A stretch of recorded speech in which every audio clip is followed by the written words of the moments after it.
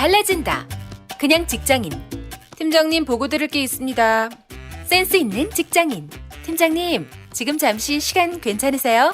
보고 드릴 게 있습니다. 볼수록 기분 좋은 사람으로 만들어주는 메이크업 말투 3단계 전략. 직장인 자기계발서 1위.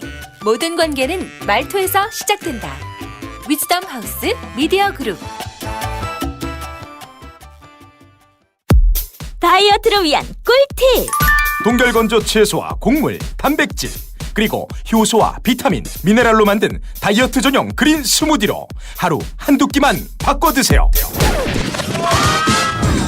비타샵 그린 스무디 다이어트 1522-6648 1522-6648 혹은 비타샵을 검색해주세요. 엄마! 가글 했는데 입에서 뭐가 나왔어! 그거 올리덴탈 체크 가글이라 그런겨. 지금 쓰고 있는 가글 사용 후 확인해 보셨나요? 무색소, 무알콜, 무계면 활성제의 올리덴탈 체크 가글은 쉽게 나온 입안의 이물질을 눈으로 확인할 수 있습니다. 딴지마켓에서 판매 중입니다. 한글도 남보다 빨리 깨치고 참 똑똑했는데 갈수록 실력이 뒤처지는 것 같아 걱정이에요. 혹시 초등학교 교과서 본 적 있어요? 어려운 어휘가 너무 많아요. 학교에서는 어휘 개념을 하나하나 설명해 줄 시간이 정말 부족하잖아요. 그럼 어떡하죠? 내 아이의 어휘만큼은 내가 책임져야죠. 어휘 공부의 정성. 초등어휘 3천, 초등어휘 5천. 검색창에 초등어휘 3천을 쳐보세요.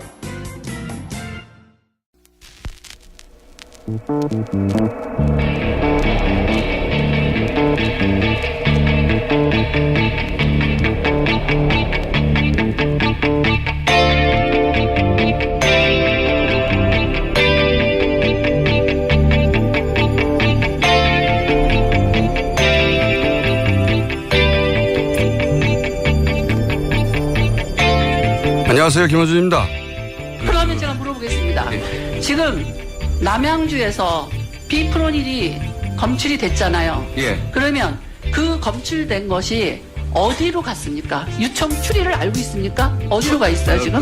추적하고 있고요. 하고 있다는 게 무슨 소리입니까? 지금 추적할 수 있는 그 맥이 다 있는 거냐고요. 중간 수입 단계 수입체들한테 가서 다 수거 지금 조치를 하고 있습니다. 수거를 도대체 어디로 간지를 알아야지 수거를 하는데 거기서 간 게 어디로 갔습니까?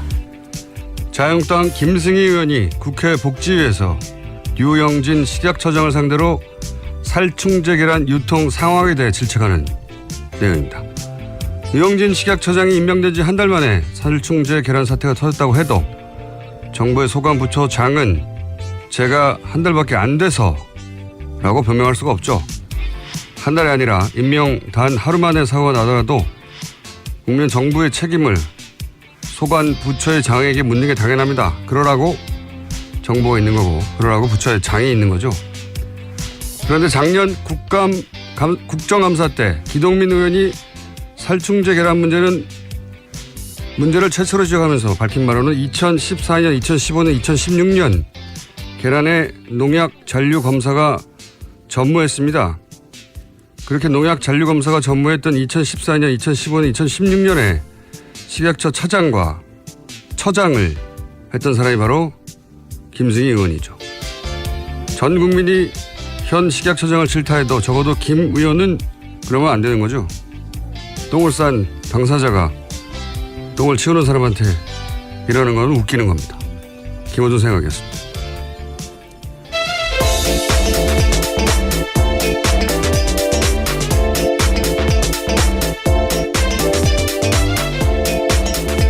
자, 바람 새는 월요일이 돌아왔습니다. 시사인의 김은지입니다. 네.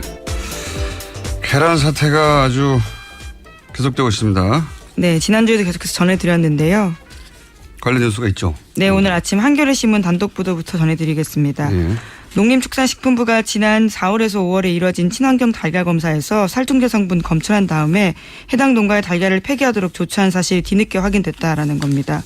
농심부는 폐기 처분을 내린 당시에는 물론이고요. 살충제 달걀 파문이 일고 나서도 이런 내용을 공개하지 않았다라고 지적하고 있습니다. 그렇군요. 4월에 했는데 이미 발표를 하지 않았다. 네, 특히 해당 장관은요. 지난 17일에 국회에 출석해서 프로노빌 그러니까 지금 문제가 되고 있는 성분에 대해서는 검출되지 않았다라고 밝히면서도요. 비펜트린이라는 성분이 검출된 사실은 아예 언급하지 않았다라고 지적하고 있습니다. 그리고 식약처에서 이 계란 안전에 관한 종합 대책을 이미 만들었었는데 시행을 하지 않았다 이런 뉴스도 있지 않습니까? 네, 이 또한 국민일보 단독 보도인데요. 식품의약품안전처가 1년 전에 계란 안전에 관한 종합 대책을 만들고도 발표 시행하지 않았다라는 겁니다. 그러니까 김영건 의원실 입수한 자료에 따른 내용인데요. 계란 안전 관리 대책 초안에 따르면 관련된 문제들이 충분히 지적돼 있었다라고 합니다. 하지만 식약처는 작년에 이것을 공식 발표하지 않았다라고 합니다.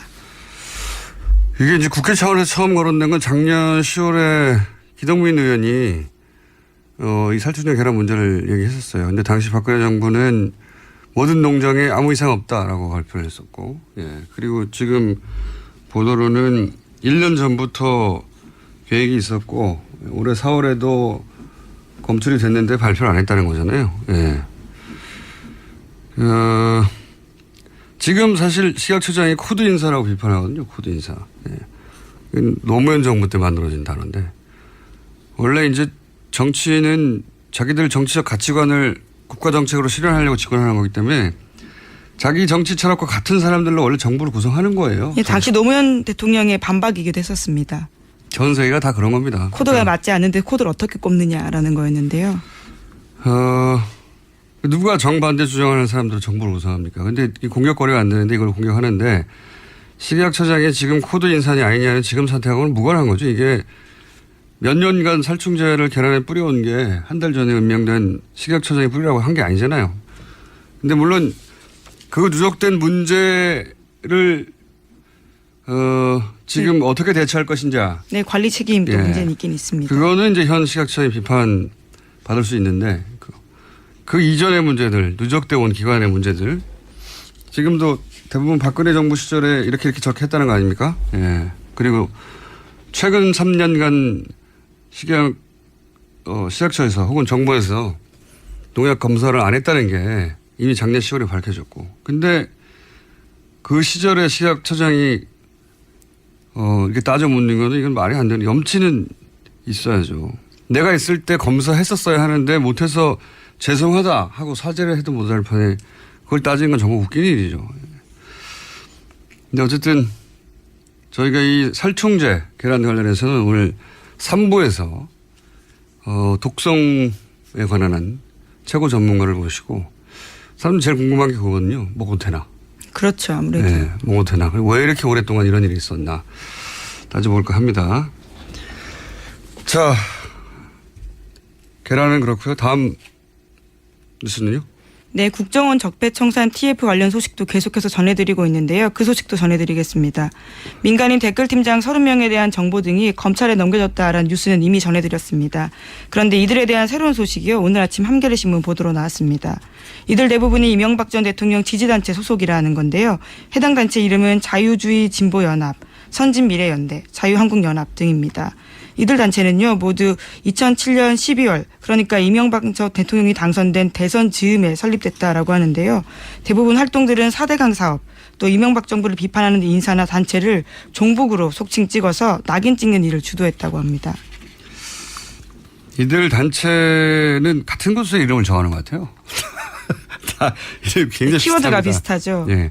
자유, 뭐 애국, 예. 선진, 미래 이런 거 들어가면 의심해 봐야 됩니다. 근데 지난주에도 잠깐 언급했지만 이들 단체가 지속 가능하도록 국가 예산을 조직적으로 지원했다 얘기를 드렸었는데 오늘 뉴스가 나왔네요. 그러니까 단체를 만들어 놓고 정부 기관에서 이들 단체의 돈줄을 만들어 줍니다. 예. 네, 그렇죠. 이를테면요. 미소재단이나 보건복지부로부터 그러니까 민생경제정책연구소에서는요. 돈을 받게 되고요. 또 공익활동 지원 사업에 선정돼 가지고 관련 단체들이 돈을 받습니다. 몇십억씩 줍니다. 예. 이들 단체가. 그래야지 활동 해석할 수 있으니까. 그 댓글 작업이라는 게 단순히 게시판에 글을 쓴다는 게 아니고 자국면을 상대로 해서 이제 여론 조작을 하는 거죠. 예. 원세훈 전 원장이 직접적으로 그렇게 이야기를 했었죠. 여론 조작을 하는 건데 이걸 조직적으로 체계적으로 세금으로 써서 만들었다는 거죠. 그리고 전방위적으로. 지난번도 계속 얘기했지만 종교인 혹은 종교단체 특히 보수 개신교 인들이 이 사안에 개입했을 개연성이 대단히 높다라고 말씀드렸는데 방금 얘기한 그 민생경제정책연구소 소장도 목사예요. 네, 김진홍 목사라고요. 네. 사단법인 뉴라이트에서 이름을 바꾼 곳입니다. 자, 보수 개신교가 왜 이런 일에 연루되어 있는지도 이걸 꼭 따져봐야 될 거라고 봅니다. 개인도 있고 단체 수준에서도 있을 거라고 보는데. 다음 뉴스는요? 네, 계속해서 관련된 뉴스입니다. 인터넷 여론조작 작업에 참여했던 한 인사가요, 내부 고발을 또 했습니다. 경향신문과의 인터뷰에서인데요, 동화작가 송명문 씨입니다. 2012년 대선 당시에 문재인 후보를 비방하는 인터넷 사파 작업했다라고 증언한 건데요. 2012년 10월부터 12월 중순까지 건당 5만 원 받고 만화에 말풍선을 채워넣는 일을 했다라는 겁니다. 구체적으로 내용을 보면요, 문재인 후보가 아방궁에 산다거나 300만짜리 소파에 60만 원짜리 안경테 쓰고 앉아있다. 이런 내용입니다. 안경테 또 나왔네요. 그런 만화를 그리면 비방하는 거기다가 이제 만화를 그린 사람은 따로 있고 그 만화에 말풍선을 채운 사람은 따로 있었고 이분의 자신은 말풍선을 채워 넣었다는 그렇죠. 건데요. 이런 만화에 예. 누가 돈을 줬는지 모른다는 거고. 예. 그리고 나뿐만 아니라 여러 사람이 그런 일을 했다는 거고. 예, 한 달에 최대 70만 원 받았다라고 하고요. 한 건당 5만 원씩. 그리고 막판에는 또 돈을 못 받았다라고 합니다. 떼먹었군요. 그리고 나서 그렇게 그리면 지금 아까 얘기했던 그런 보수단체, 보수단체 무슨 청년연대 이런 데서 뿌리는 거죠. SNS 통해 가지고. 이렇게 조직적으로 한 거예요. 이 돈이 다 어디서 나왔나? 철저히 파헤쳐서 연루된 사람들은 다시는 공직에 있지 못하게 해야 되고 지시한 사람들은 엄벌에 쳐야 되죠. 일단 국가 세금을 하지 않겠습니까? 자기 주머니 돈을 털었을 리가 있나요, 이런 거에. 자, 다음 뉴스는요. 예, 적폐청산 관련해서 계속 뉴스 전해드리면요. 지금 공식적으로 국정원이 꼽고 있는 적폐청산 리스트가 14가지입니다. 그중에 또 하나 내용인데요. 우병우 전 민정수석과 관련된 국정원 내부 보고서도 언론에 폭로가 됐습니다. SBS가 보도한 내용인데요. 국정원의 국내 정보 수집을 총괄했던 추명호 전 국장이 우 전 수석과 지나친 유착관계에 있다라는 보고서 내용이 담겨 있다고 합니다. 국정원 보고서가 그렇다는 거죠. 예, 그렇죠. 관련해서 이미 이 내용들은요, 지난해 10월 달에 최순실 게이트 터지면서 나오긴 했었는데요. 국정원은 그것보다 1년 8개월 전에 이미 알고 있었다라는 거죠. 국정원이 뭐 최순실 모를 리가 있을 수 있습니까? 이 추 전 국장은 결국 최순실 라인 아니냐 이런 의혹을 계속 받아왔죠. 이 3인방한테 직보했다. 예. 직보했다. 국정원 내에도 최순실 라인이 있었던 것이고 그 연결고리에 추국장이 있는 거 아니냐 라는 의혹 제기가 있는 겁니다. 내부적으로도 그렇다라는 보고서가 나왔지만요. 추 전 국장은 아무런 징계 없이 퇴사했습니다. 그러니까요. 여기 대해서 당시 이병기 국정원장도 이 보고서 내용이 사실이라고 했죠. 예. 그러니까 최순실 라인이 맞는 거죠. 예. 그러니까 여기저기서 직거래했던 사람들이 나오는 겁니다. 보고서 국정원 내부 보고서가 추 국장이 소위 3인방에 직보했다 하는 것도 파악하고 있었고 전 국정원장이 보고서 내용이 사실이라고 했으니까 징계 대상인데 지금은 그냥 아무 문제 없이 퇴직을 했고 지금이라도 따져야죠.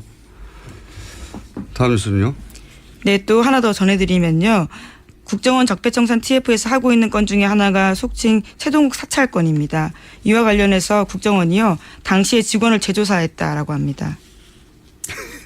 굉장히 웃긴 사건이죠. 이때 국정원 직원이 최 총장을 뒤조사했는데 어떻게 한 거냐? 그래서 혼자 했는데 뭐 어떻게 시작한 거냐? 강남의 한 식당 화장실에서 듣고 우연히 첩보를 들었다라는 거죠. 꼬리 자르기를 해도 검찰총장을 날리는데 국정원 직원이 식당 화장실에서 우연히 듣고 했다는 게 말이 됩니까? 꼬리 자르기를 한 건데 해도 좀 폼나게 하면 안 되나요? 하지만 여전히 국정원 적폐청산 TF 가서도요, 해당 직원은 똑같은 주장을 하고 있다고 합니다. 화장실에서 들었다고요. 확인할 수가 없잖아요.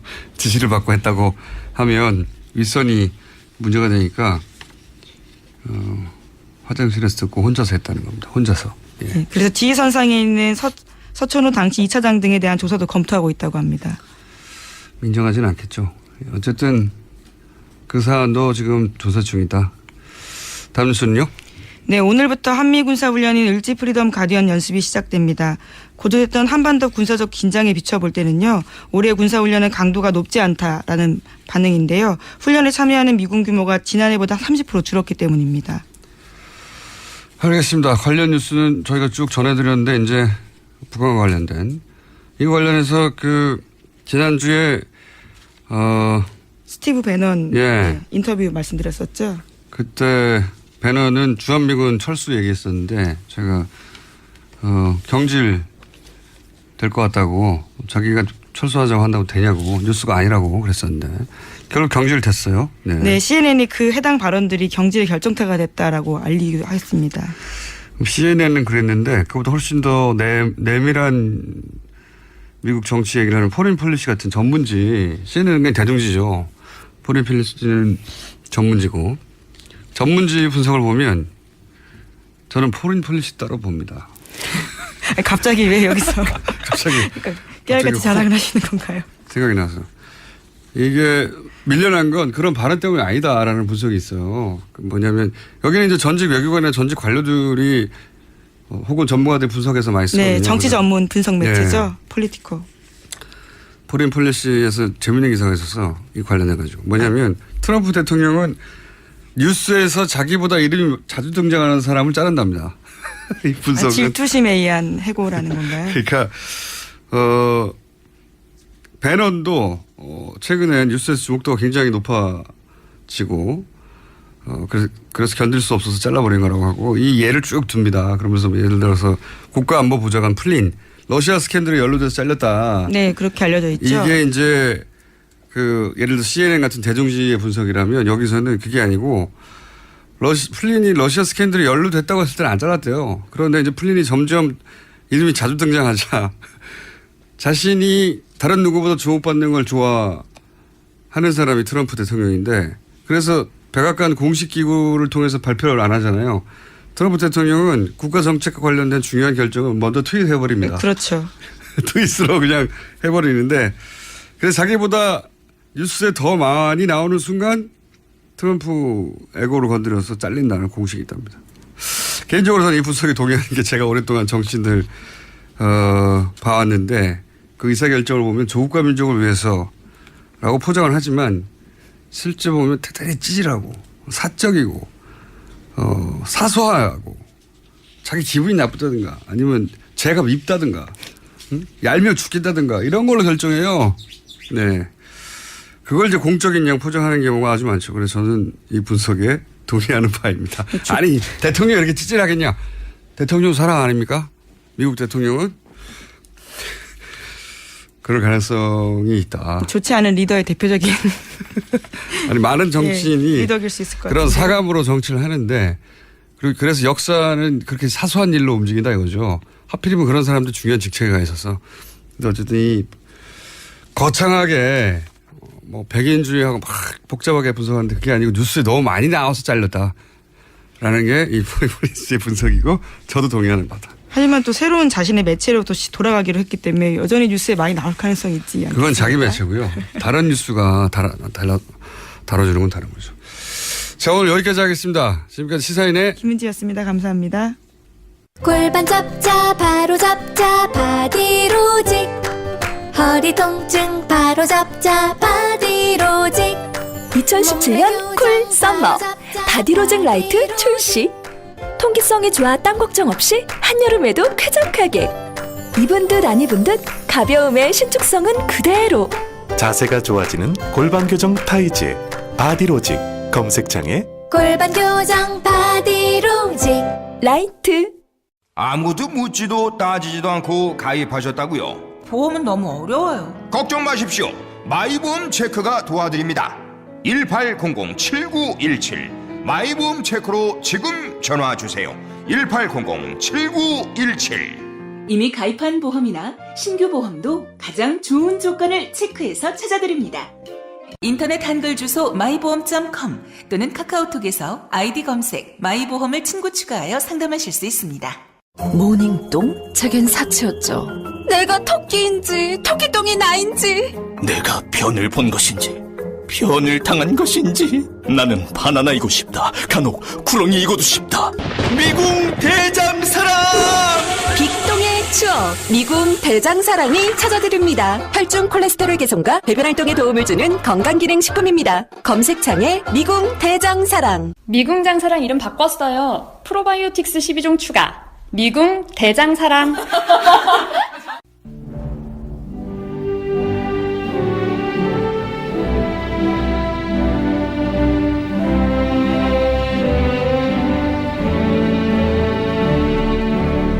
친애하는 국민 여러분, 안녕하십니까. MB입니다. 제가 오늘 오랜만에 나왔습니다. 사실 여러 가지로 별로 나오고 싶지 않았는데, 그래도 내 엠마는 또 안 움직입니다. 또 원래가 거물급이잖아. 근데 그런 내가 이래 나온 이유는 오늘 위험 문제가 나온다는 보고를 받았습니다. 응? 여기 진짜 문제야 이거. 여기 왜 이래? 이 소굴이야 소굴 이거. 김어준이 하나만 해도 이카는데 주진우가 주진우 갖다 이거 후라시키면 어떡하나 이거. 제대로 된 인간 아닌데 이거 주진우 이거. 근데 이것도 그 당시 불에 뽑았어야 되는데. 아이씨. 아무튼 국민 여러분, 오늘 이어서 나오는 이야기는 볼륨을 높이고 그거하고 귀를 쫑긋 세우고 정신을 바짝 차리고 들으면 안 됩니다. 이거를 믿고 계속 파헤치고 배우가 눕고 이거 그래 한번 파헤쳐 보자 이래 휘둘리면 안 됩니다. 이거 안 됩니다. 이것들 김어주이 주진우 이거 하자입니다. 이것들 귀 쫑긋 세우고 듣지 마라 이거는. 아 주진우 이건 내가 그때 강화냈더만 안 됩니다.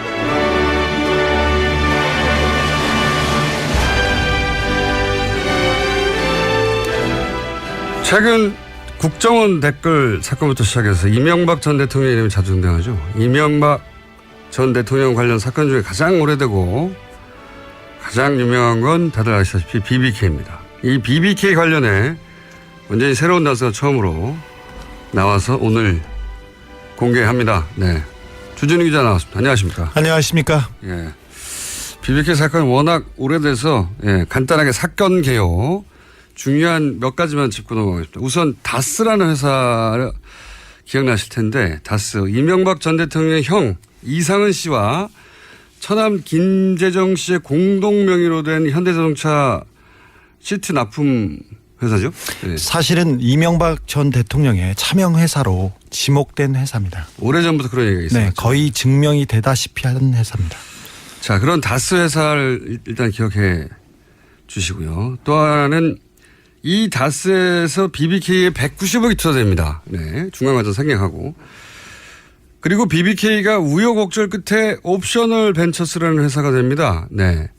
오늘은 옵셔널 벤처스가 BBK의 마지막 형태였다. 이것만 기억하시면 되는데 이 옵셔널 벤처스가 주가 조작으로 소액 투자자 얼마를 손해를 입혔죠? 약 600 아니에요? 600? 600여 명입니까? 600억. 사람은 5천여 명, 액수는 1,000억 원대입니다. 1,000억 원대입니까? 네. 네. 5천여 명의 투자자 1,000억 원대 피해액이었습니다. 그리고 그때 이 옵셔널 벤처스의 대표였던 사람이 김경준 씨죠. 김경준 씨가 얼마를 횡령 미국으로 갔죠? 384억을 횡령했습니다. 예. 주가 조작이나 다른 사기로 대한 이익금 빼고 횡령 액수만 384억. 예. 여기까지 이제 기억을 떠올려 보시고 이때 김경준 씨가 미국으로 가면서 투자금을 돌려주고 가요, 일부를. 네. 투자자들이 이명박 전 대통령 가까운 사람들이었어요. 예. 그러니까 개인 투자자들 말고 네. 큰 덩어리의 투자자들, 이 투자자들, 이명박 전 대통령과 가까운 투자자들에게만 돈을 돌려주고 갑니다. 그렇습니다. 삼성생명, 심택, 하나은행 이렇게 이명박 대통령 친분이 있는 사람들한테만 돌려주고 갑니다. 그렇죠. 이상한 일이죠. 도피할 거면 그냥 도피하지 왜 이명박 전 대통령과 친분이 있는 투자자한테만 돈을 돌려주고 개인 투자자들 돈은 돌려주지 않았어요. 물론. 그리고 다스에서 190억을 투자했는데 그중에 50억을 또 돌려줍니다. 50억만 주고 갔습니다. 이상한 일이죠. 줄 거면 다 주던가 그냥 갈 거면 그냥 가야 되는데 190억 중에 50억만. 네. 갚을 여력이 충분히 있었습니다. 하지만 네. 50억만 주고 갔습니다. 그래서 140억이 남았죠. 요 140억을 놓고 미국에서 소송이 벌어집니다. 옵셔널 벤처스에 투자한 개인들 이 김경준 씨를 상대로 그리고 다스가 김경준 상대로 네. 소송이 벌어지는데 그 결과 개인 투자자들은 김경준 씨에게 승소하고 다스는 김경준 씨에게 패소합니다. 그렇습니다. 김경준 씨가 가지고 있던 돈, 그러니까 네. 은닉해놓은 돈이 옵셔널 벤처스에 투자한 투자자들의 돈이지 그 다스의 돈이 아니다. 이런 판결을 내렸습니다. 미국에서. 네. 그러니까 일반 투자자들은 이겼기 때문에 그 돈을 받게 되고 네. 다스는 졌기 때문에 다스에 줄 필요가 없는 거예요. 미국에서 소송을 해서. 일단 그런 상태였습니다. 일단 그런 상태인데 진짜 이상한 일이 다시 벌어지죠. 뭐냐면 이 140억을 재판에서 이긴 일반 투자자들한테 돌려준 게 아니라 재판에서 져서 돈을 줄 필요가 없는 다스한테 이 140억을 줍니다. 2011년 2월의 일입니다. 오늘 할 이야기는 어떻게 이렇게 이상한 일이 벌어졌을까? 예? 그 내막을 추정할 수 있는 문서를 처음으로 주진우 기자 오늘 여기서 공개하려고 합니다. 예. 이 이야기가 이해하기 어려울지 모르는데 간단하게 말하면 140억, 그러니까 여러 가지 복잡한 사건 끝에 BBK의 후신인 회사에 140억이 있었어요. 스위스 계좌에. 네. 이 돈을 개인 투자자들한테 돌려주라고 미국 재판에서 판결이 났는데 근데 이 돈이 다스에 돌아가는 겁니다. 이명박 대통령이 실소유주라고 의심받고 있는 네. 다스에. 어떻게 이게 다스에 돌아갔을까? 라는 이유를 추정할 수 있는 문서를 지금 한보따리 노란이죠. 핑크색 보따리에 쌓아서 왔어요. 정말로. 예. 보자기입니다. 보자기에 싸가지고 와가지고 지금 보자기를 풀었습니다. 안에 문서가 잔뜩 들어있는데. 자, 첫 번째 공개할 문서는 뭡니까? 다스의 회의록입니다. 다스 회의록. 어떤 회의록입니까? 다스와 옵셔널 벤처스 관련된 소송 관련된 회의인데요. 회의를 LA 소재 찻집 화선지라는 데서 했습니다. 2008년 11월 10일 일입니다. 몇 시부터 몇 시까지도 있나요? 몇 시부터 몇 시까지도 있고요. 네. 11월 10일 날 하고 그다음에 11월 11일 날 양 이틀간에 걸쳐서 2시간 반, 5시간 뭐 이런 식으로. 다스의 내부 회의록인 거죠, 이게? 네, 그렇습니다. 네, 내부 회의록인데. 네, 다스 내부에 다스의 이사 신아무개 씨, 다스의 계장 참여했고요. 그리고 미국 변호사들이 참여했고 오세경 변호사라는 사람들 참여했고 여기에 LA 총영사 김재수라는 사람이 참여합니다.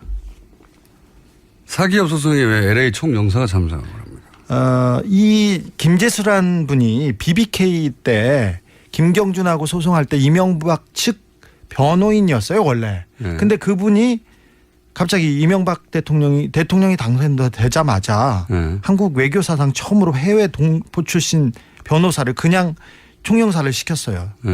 근데 총영사를 시킬 때 임명할 때 그때 이분이 미국 영주권자셨어요. 네. 근데 그러니까 우리나라 국적자도 아닌데 네. 그 외교사상 처음으로 이런 자리를 줬었죠. 그래서 뭐 뒷말이 많았었는데 이분이 총영사에 가서도 다스 BBK를 보고 있었습니다. 총영사의 신분으로. 네.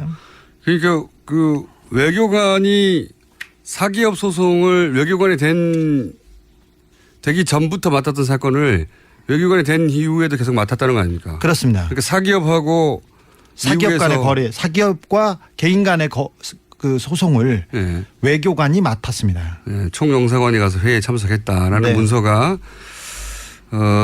지금 다스 내부 문서 어떻게 보고 있어요? 그거 나중에 얘기하기로. 네. 내부 문서로 나온 거죠. 네. 그다음 문서는 뭡니까? 그다음 문서는 김경준 관련 LA 문서가 많아요. 잔뜩 여기에. 네. 네. 김경준 관련 LA 총영사의 검토 요청 사안이라고 LA 총영사 김재수 씨가 검토해가지고 그 위에다 보고한 사안입니다. 작성을 누가 했고 무슨 내용입니까? 청와대 민정실에서 작성한 것으로 보입니다. 다스의 핵심 관계자가 청와대로부터 받았다고 지시를 받았다고 하면서 내놓은 서류 3장짜리 서류입니다.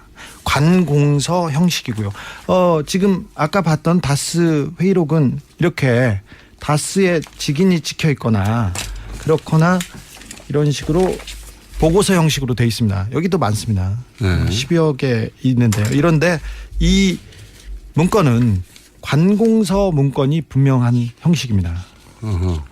그러니까 청와대 민정에서 만든 문건인데 네. 내용이 김경준과 옵셔널 벤처스 소송 관련해서 네. LA 총영사에게 네. 이러저러한 사항을 검토하고 그러고 나서 그 결론을 정리한. 네, 그렇습니다. 이 문건의 내용을 보면 스위스 계좌에 대한 동결 조치 필요, 한국 정부 차원의 동결 요청 가능성 그렇게 하면서 에리카 김 이보라에 대한 범죄인 인도 청구는 어떻게 해라. 그리고 어떤 수사를 근거로 동결 요청 가능한지 그리고 해외 도피 사범 시효 정지 규정을 인도 청구에 가능한지 이것도 하라고 합니다. 결론은 이렇게 나옵니다. 한국 정부 차원에서 스위스 계좌의 동결 요청은 어려운 것으로 보임. 그러면서 다른 내용을 추가 검토하라고 지시한 내용입니다. 이게 어려운데 요약하면 이런 겁니다. 그러니까 청와대 민정에서 옵셔널 벤처스와 개인 투자자 간에 벌어진 소송이 아까 있다고 그랬지 않습니까? 140억 돌려받기 위해서. 그 소송 쟁점이 뭔지 어떻게 해결할 건지를 LA 총영사 민정이 외교관한테 사기업 소송을 쟁점을 정리해서 보고하라고 한 거예요. 이해하셨죠? 예. 이때 청와대 민정이 누굽니까? 담당자는 있습니다. 담당자는 있는데 이름 밝힐 수 없나요 지금? 네. 누군지 알지요, 저는. 알겠어요. 그러니까 이게 내용이 그러니까 요약하면 이런 거네요. 스위스 계좌를 동결 가능한지 검토해라. LA 기업의 국내 소환 보니까 문서에 미 국세청 IRS 요청 사항 이런 거 네, 그렇습니다. 네. 목적이 뭡니까 이런 걸 검토하라게 한? 다스가 돈을 받기 위해서 정부 차원에서 뭘 도와줘야 될지, 뭐가 안 되고 있는지 그런 거를 중간 체크하고 지시하는 내용입니다. 그러니까 140억이 개인 투자자한테 넘어갈까 봐. 네, 그렇습니다. 그걸 어떻게 막을 것인가. 네. 다스가 그 돈을 어떻게 받을 것인가. 네. 140억을 어떻게 뺏기지 않을까 하는 거를 청와대에서 의논을 한 거예요. 청와대가. 네. 청와대가 사기업이 소송에서 져서 그 돈을 개인 투자자들이 가져갈까 봐 그걸 어떻게 막지 하고 회의를 한 내용이고 이 문서를 그럼 누가 가지고 있었습니까? 이 문서는 그 다스에서 이 청와대와 다스 간에 이 문제를 보고하고 이 담당자가 가지고 있었습니다. 다스의 담당자가? 네. 다스는 청와대하고 이 BBK, 옵셔널 벤처스가 결국 BBK거든요. 네. BBK 문제를 그 돈 문제를 해결하기 위해서 계속 청와대하고 연결하고 있었다는 거죠. 직통 라인이 있었습니다. 주로 팩스로 이렇게 했는데 다스는 이명박 전 대통령 게 아니잖아요. 아니, 전혀 아니죠. 공식적으로는. 네, 공식적으로는. 그런데 대통령이 되고 나서 네. 다스가 이명박 전 대통령에 직보했다. 네. 다스 140억 관련된 담당 직원이 있었어요. 민정수석실에서. 예. 민정수석실 안에 네. 다스 담당자가 있었고. 예, 따로 있었습니다. 그래서 이 다스에 관련된 지시를 청와대에서 내리면 이 다스 140억 관련된 직원이 따로 있었습니다. 그 직원이 보고를 하거나 보고서를 만들어서 제출하는데 이 부분은 이명박 대통령이 직접 보고를 받았답니다. 그래서 보고가 시원찮거나 절차가 더디면 불호령이 떨어졌다고 그 다스 관계자는 증언하고 있습니다. 자, 그러니까 이명박 전 대통령께 전혀 아니라고 하는 다스가 청와대 내에 다스 담당자를 두고 있었고 민정에. 네. 그 다스 담당자하고 그러니까 청와대 내 다스 담당자와 다스 내에 이 BBK 담당자가 서로 계속 연락을 주고받았고. 네. 그리고 그거는 이명박 전 대통령한테 직보했다는 거 아닙니까? 네, 그렇습니다. 네. 그래서 그 직보가 늦어지면 불호령이 떨어졌다고. 네. 청와대 다스 담당자한테 제가 확인을 했습니다. 그래서 전화를 해서 당신이 다스 담당자라고 하던데요. 그러니까 저는 다스 담당자가 아니고 BBK 담당자였다고. 이렇게. 자신은 네. 다스라는 회사를 담당한 게 아니라 BBK 그러면 인정한 거네요. 저희가 담당했다는 거. 청와대 민정에 있던 사람이 인정했다는 거죠. 네, 부인하지 않습니다. 네. 당신이 다스 담당자 맞냐 그랬더니 아니 다스가 아니고 BBK였다고. 아니 누가 그런 말을 하던가요? 다스에서 이렇게 확인해 줬습니다. 아 그래요? 저는 다스 담당자가 아니라 BBK 담당자였습니다. 이렇게. 그러니까 요 내용은 소송을 지면 140억이 옵셔널 벤처스한테 가는 거 아닙니까? 그렇죠. 실제 소송에 졌죠. 네, 처음엔 졌습니다. 옵셔널 벤처스 사람들로 모인 옵셔널 캐피털이라는 데에 개인 투자자들한테 졌단 말이죠. 졌습니다. 그리고 지고 나서 미국의 스위스 판사가 스위스 계좌를 동결해요. 예. 미국의 판사가 스위스 계좌를 동결해요. 그러니까 미국 연방 정부와 스위스 정부한테 그 동결 조치를 요청해서 그러니까 미국 연방 정부, 스위스 정부, 스위스 은행이 동결한 겁니다. 그 돈을 김경준 씨 계좌를 동결해 버렸어요. 이제 그 전에 있었던 내용이었던 거죠. 네, 그렇습니다. 사태가 어떻게 진행되고 있고 그 돈을 뺏기지 않으면 어떻게 할까, 어떻게 해야 되느냐. 네, 청와대와 외교부 그러니까 LA 총영사가 긴밀하게 협의한 내용들이 나옵니다. LA 총영사가 보고한 내용들이 공식 문서로 만들어진 거예요. 네. 공식 문서라기보다는 공문서 형식으로. 네. 공식 문서는 아닌 거죠. 네. 공문서 형식으로 만들어졌는데 그 공문서 형식이 누가 가지고 있었냐면 다스 가지고 있었던 거죠. 예. 세 번째 문서를 보니까 문서가 오늘 많아요. 아주 세 번째 문서. 2012년 3월 14일 그러니까 140억을 다스가 돌려받은 이후에 그 작성된 문건인데 공동방어 협약 대응 방안이라고 합니다. 공동방어 협약 대응 방안. 네. 예, 협의자는 김재수 변호사. 다시 그러니까 LA 총영사. LA 총영사와 양 땡땡 변호사. 이 사람이 청와대 BBK 다스 담당자였습니다. 양 땡땡. 네. 이 사람 내용을 보면요. 공동 방어, 공동 이익을 위해서 비밀 유지 협약을 체결해야 된다 이런 내용입니다. 그래서 목적이 피고들의 소송에 대해서 원활하게 대응하기 위해서 관련 자료를 공유하라고 하면서 자꾸 비밀을 유지를 하라는 그런 내용입니다. 비밀 유지 협약인데 이게 재밌는 것이 LA 총영사하고 청와대 사람하고 둘이서 협의를 했는데 이게 다스와 그다음에 김경준 간의 거래입니다. 그러니까 개인과 개인 회사의 거래를 LA 총영사하고 청와대 사람이 협약을 맺습니다. 이해 가시는지 모르겠는데 어려워요. 제가 설명을 하자면 소송을 지면 140억이 개인 투자자들한테 가잖아요. 근데 그 140억을 뺏기기 싫은 거죠. 뺏기기 싫어가지고 이 LA 총영사 BBK를 계속 다뤘던 LA 총영사인 김재수 변호사, 네.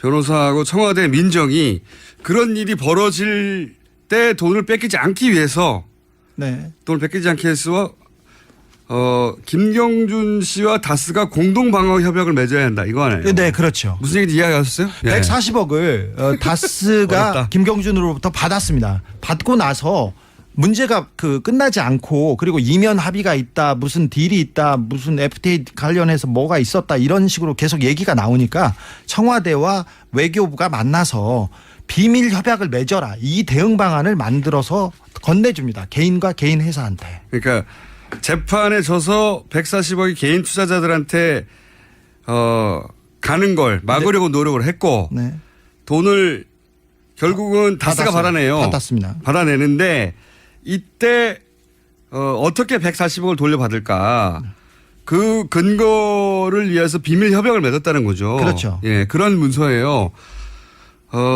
그리고 그 내용을 보면 계약 근거를 남기지 말고 구도 약속으로 처리를 해라. 그렇죠. 서류 정보는 꼭 구두로 하라는 겁니다. 서류를 구두로 하라는 내용이 서류로 남아 있어요. 네. 그 비밀 협약 유지 이런 계약서 그러니까 이런 영문 계약서를 청와대와 그 LA 총영사에서 만들어서 그 개인과 개인 회사한테 건네주는 거죠. 이해가 하셨는지 모르겠는데 이게 전부 다 140을 뺏기지 않기 위해서 청와대와 외교부가 그 내부의 담당자가 같이 움직였다는 거고요. 그래서 140억을 결국 뺏기지 않죠. 네, 그렇습니다. 뺏기지 않고 140억을 뺏겼다기보다는 개인 투자자가 정당하게 돌려받아야 될 돈이었는데 그 돈을 다스가 돌려받습니다. 적어도 김경준이 가질 수 있는 돈이었습니다. 왜 그러냐면 자기는 13년 동안 BBK 공범인데 종범이지 않습니까 사실은. 그런데 주범은 빠져나가고 혼자서 그 멍해를 다 썼으니까 적어도 주지 않아도 되는 돈인데 뺏겼죠. 그 돈을 어떻게 돌려받을지를 연구한 문서라고 보시면 됩니다. 네. 이건 자세한 내용은 이게 만약에 다시 수사가 이루어진다면 제출될 내용인 것 같고. 네. 김경준 씨가 너무 괴롭혀가지고 감옥에 있는데 네. 이명박 측에서 너무 괴롭혀서 가족과 자기를 괴롭혀서 안 줄 수가 없었다 이렇게 얘기하고 있습니다. 김경수 씨의 주장은. 네. 그러니까 140억을 재판에서 개인 투자가 이겼는데 안 주고 다스한테 돌려주는데 돌려줄 필요가 없는 다스한테. 네. 근데 그 김경수 씨는 자기가 가족을 너무 괴롭혀서 줄 수밖에 없었다. 네. 이런 얘기잖아요. 네. 근데 다스한테 그렇게 돌려주면 김경수 씨가 대신 얻을 게 있어야 되잖아요. 그렇죠. 얻을 게 뭐였습니까? 그 이면 합의에 대해서는 지금 밝혀지지 않았는데 김경주 씨는 내심 가족들에 대한 소송을 다 취하하고 그건 됐습니다. 네, 그리고 이루어졌죠. 자기를 풀어줄 줄 알았대요. 그리고 풀어줄 줄 알았겠죠. 네, 다스의 이 140억 담당자도 풀어주기로 했답니다. 풀어주기로 했는데 다스의 담당자도. 네. 네. 그런데 돈을 받고 나서 네. 그 윗분이 이명박 대통령께서 마음을 바꿔가지고 안 풀어줬답니다.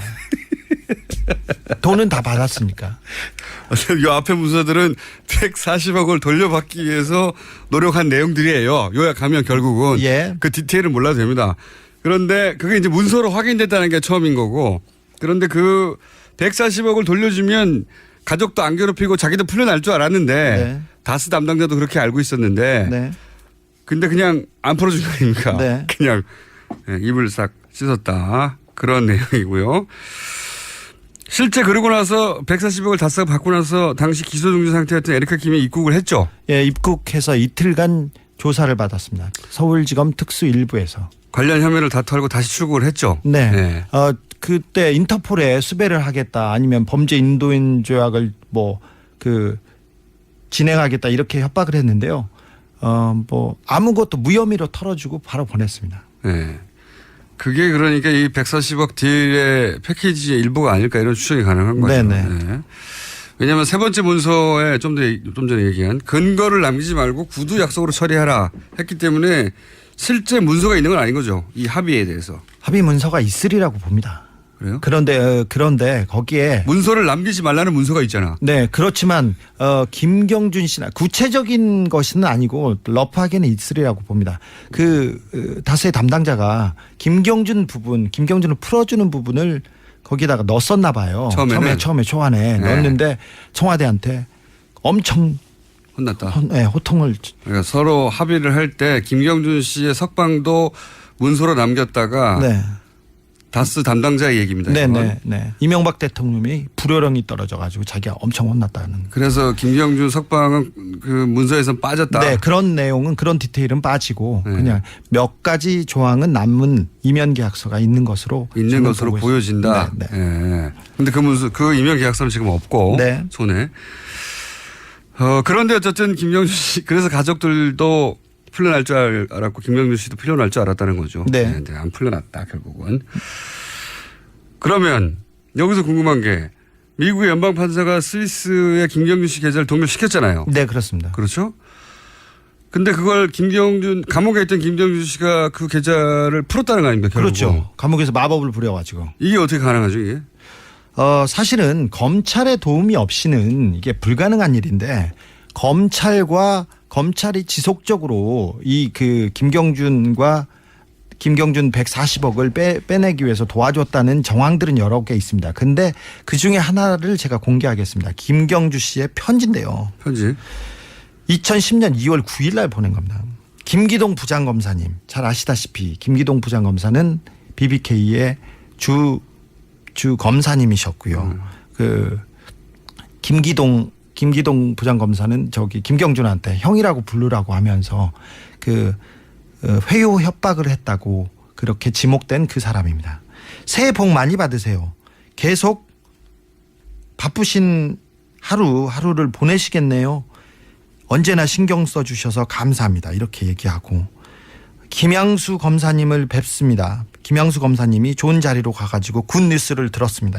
이런 얘기하면서 형 집행 순서 변경 신청서는 김양수 검사님 말씀대로 이렇게 됐습니다. 이렇게 얘기하면서 맨 마지막에 더 이상 실망을 주지 않게 도와주세요. 이렇게 얘기합니다. 그리고 저희 누나는 6월 전에 들어오는 것이 좋을 것 같다고 전달하였습니다. 아마 누나가 확인 전화를 드릴 겁니다. 이렇게 하면서 김경준 올림 이렇게 하는데 자, 6월 전에 들어오는 것이 좋겠다. 그 6월 전에 들어오는 것이 좋겠다. 누나가 확인 전화를 할 것이다.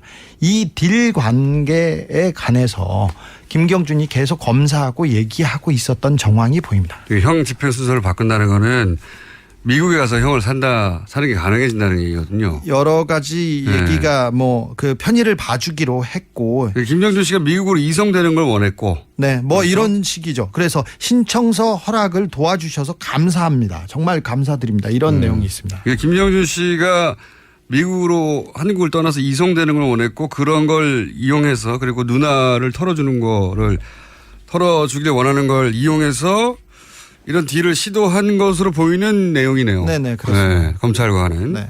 이렇게 해주면 이렇게 해줄게 일부가 본인을 미국으로 이송하고 누나는 언제 들어와가지고 이 문제를 털고 예. 그 내용이 이제 편지에 일부 담긴 거죠. 네. 예. 그러면 이 민정에 있던 안모 인사나 외교부 인사가 자신들이 이 사건에 BBK 사건에 연루돼 있다는 걸 인정하긴 했습니까? 아까 말하신 대로 그 양모 씨는 인정을 인정했고요. 김재수 변호사는 전화를 계속 피하고 있습니다. 근데 김재수 변호사는 다스 다른 회의록 제가 가지고 있는 한 100여 건의 서류에 다수 등장해서 이 사람은 피해갈 수도 없습니다. 그리고 다스 측에도 확인을 했는데요. 사실 다스에서 이 문제를 담당했던 분이 저한테 그 모든 얘기를 털어놓으셨어요. 그리고 지금 다스의 실권자이신 이명박 대통령의 아들 이시영 전무한테 여쭤봤습니다. 제가 전화 받았습니다. 140억을 받기 위해서 청와대가 움직인 정황, 아버지가 움직인 정황을 알고 계세요? 그러니까 깊은 한숨을 쉬시고요. 그리고는 아니요 할 수도 있잖아요. 깊은 한숨을 쉰 다음에. 아니요. 주진우 기자입니다. 오랜만에 뵙습니다. 그랬어요. 제가 좀 단연간 괴롭힌 그게 있지 않습니까? 그랬더니 한숨을 쉬시면서 자기는 모르는 일이라고 죄송하다고 이렇게 끊더라고요. 자기는 모르는 일이라고. 자, 오늘 네 가지 문서를 얘기를 했는데 마무리를 해야 하는데 시간이 약간 부족하네요. 한 3, 4분 정도 마무리를 할까요 말까요? 해야죠. 해주세요. 그러면 저희가 3부에서 2분만 더 만나는 걸로 잠깐 쉬었다가 3부에서 다시 뵙겠습니다. 네, 뉴스공장입니다.